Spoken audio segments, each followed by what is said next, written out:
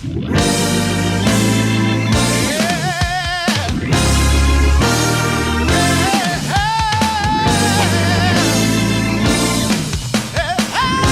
no, wrong button. We just hit traffic. Joey's driving. But we're on our way to Hillsong LA tonight. Joey's gonna be volunteering again. I wanted to talk about grace more. I know I did a video on grace. I'll link it like right there. But I've already done a video on grace, but I want to do a video on like what grace actually is. You know what I mean? Like, instead of just talking about grace like I did in the last video, I want to do a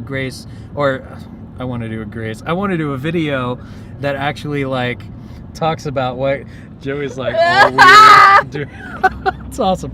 But I want to do a video that actually like talks about what grace is. Let's bring it back. In the New Testament, in the book Matthew, Mark, Luke, and John, if you don't know, Matthew, Mark, Luke, and John is basically the same thing written by 4 different people. So it's like 4 different perspectives of the same story, which is Jesus. And it's really cool because there we go. It's really cool because this story, it talks about God, and you know, at the very end it shows, you know, it talks about Jesus dying on the cross. And I want to talk about this because when Jesus died on the cross, he did so much more than just die on a cross. And that's where grace actually comes in to play. The definition of grace is God's unmerited favor. It's kind of like God's like crazy love towards you for no reason at all. But I have 3 points to help you guys kind of understand more about grace.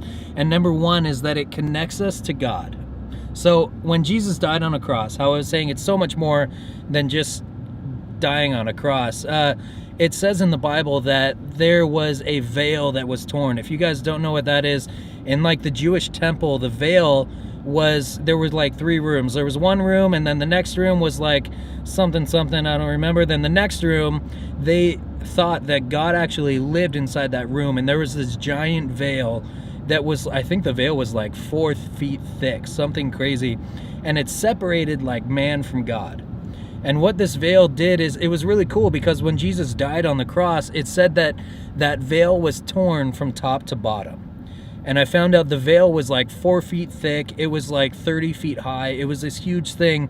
And I mean, like, tearing normal fabric is kind of hard, but tearing this giant veil is this huge like symbol, because it shows that nothing is going to get in between you and God anymore. That's what grace did. So number 1, it connects you to God. Number 2, it makes you spotless. In the Bible, when Jesus died on the cross again, it says that all of your sin went on him. And when he died, he basically took that sin to hell and cleared your plate for the rest of your life. I guess you can say he made you spotless for the rest of your life. I guess the best way you can think of it is God took all your sin and got rid of it forever. It says that he actually has a sea of forgetfulness that he throws your sin into. It's really cool. But I guess the best way you can think of it is God basically having a giant waterfall cleaning you 24/7. So if sin has a spot or anything of any kind of dirt that gets on you from something, it's gone in like a second, because waterfalls are so crazy fast and awesome. So point number 3 is God's grace saved us. It's so cool because literally in the Bible it says that we are saved by grace through faith.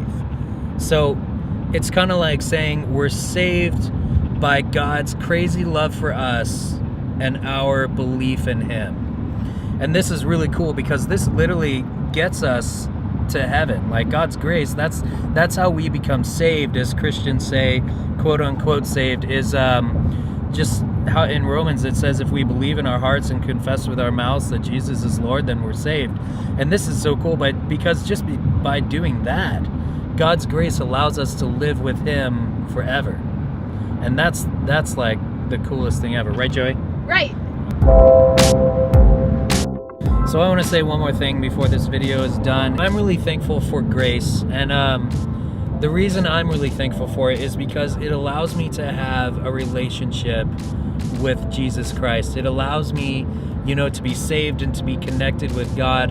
And one thing that I think is so cool about that is the deeper I go into my relationship with Christ, the more I want to be like him. So like the more that I don't really want to sin, because I know God's grace has saved me from all of that. And I mean, really, once you think about how big God is and how much God loves you and how much God's grace covered you, everything else just kind of feels small.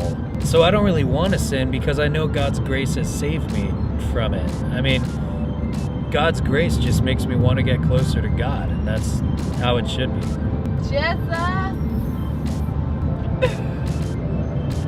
I didn't do anything.